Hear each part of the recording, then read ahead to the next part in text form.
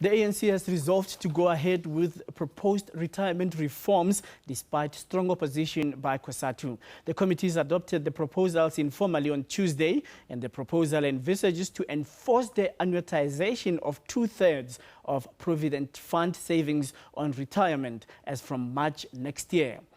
South African Revenue Service data shows that there were over 2.5 million contributors to Provident funds, of which about 1.25 million were liable for tax and would receive an increase in net pay. Now, the Finance Committee says, given the levels of indebtedness, it is aware of how strongly workers feel about access to their Provident funds. However, COSATU remains resolutely opposed to the reforms, which it says have led to thousands of workers resigning from their jobs to get access to their savings. Now, currently, Provident Fund members can take their accumulated Provident Fund savings as a cash lump sum or retirement on resignation.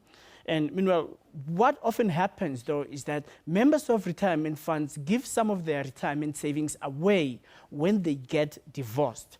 This is allowed for under the Divorce Act and the Pension Funds Act. So the Divorce Act says that if you are married in community of property, your pension interest in a retirement fund will be considered to be part of your assets to determine that the parties to a divorce action may be entitled to. Now, let's get some clarity on this, and we have Hettie Joubert, who is a legal advisor at Momentum Employee Benefits. Thank you very much for coming. Thanks, Colin. Let's get clarity on this issue. What does the law say about disbursement of a pension fund during divorce? It says that if you are married in community of property, each party is entitled to the other party's a percentage of the pension interest. Now, the Act doesn't prescribe what that percentage can be, but typically if you're married in community of property, that will be 50% of your pension interest.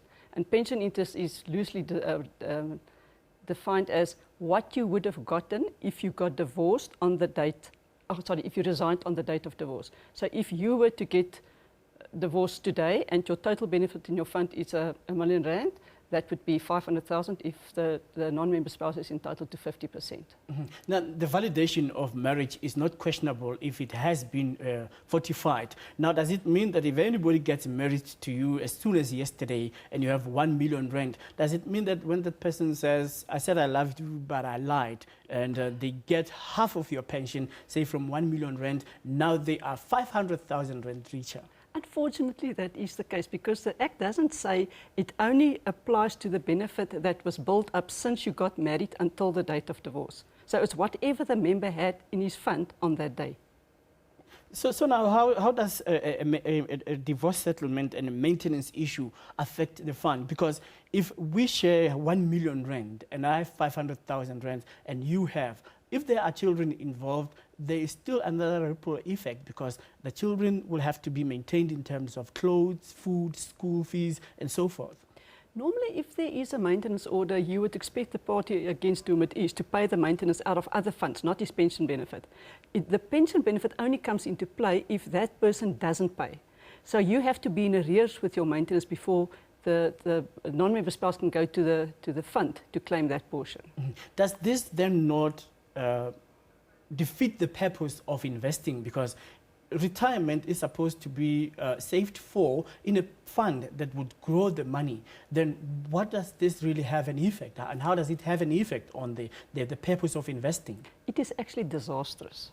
Let me just illustrate. Let's say we have the case where the benefit was R1 million and you gave away 500,000 of that. Now that 500,000 is then taken out of your pension benefit and paid to the non-member spouse immediately, which means that what you have left in your pension fund is the 500,000 that now has to grow to what you would have had. Just compare that to what you would have had if it was R1 million and it grew up to your retirement, which is, let's say, 15 years from now. So you don't only lose that lump sum that gets taken out of your pension fund, you also lose the growth on that.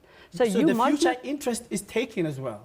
Yes, because if the capital is taken out, then the interest that you would have had on that is also it's gone. Remember, I take the 500,000 out and I give it to somebody else. So the growth will then be somebody else's, not yours.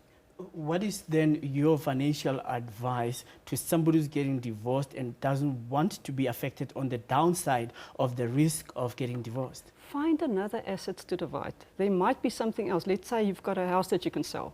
But please don't touch pension benefits because, as you rightfully said, it defeats the purpose of the pension fund. It's not there for you to have access to cash whenever you need it. It's there to provide for you for retirement. So if you wanted to provide for retirement, keep it there for as long as possible. All right, so what is the trend now? Because, I mean, one can ask the question, what has the institution of marriage come to? I mean, the rate of divorce now and the fight over assets during divorce, people feeling that they will get richer when they divorce you towards your pension days when you go to work on your last day. You know what's actually very, very sad? A lot of people go through fake divorces to get their hands on their money. So let's say you married and you have a financial difficulty. So now you can't take the benefit out of the fund without resigning from employment. You don't want to do that because then you don't only lose your pension benefit, but you also lose your income from employment. So you go through a fake divorce and you say to your wife, I will give you 50% of the pension interest, but we're not really getting divorced, we still stay in the same house. So then the 50% that I must give to you, we will then use that to settle our debts. So they still stay married. It's just another way to get access to pension funds money. It's terrible. You should absolutely not do that. All right. Well, thank you very much for your insight. And we're not necessarily encouraging people to get divorced Definitely so that not. they can get rich. Definitely not. All right. Thank you very much. We are speaking here to Hettie Joubert, who is a legal advisor at Momentum Employee Benefits, clarifying the issue of pension funds and divorce.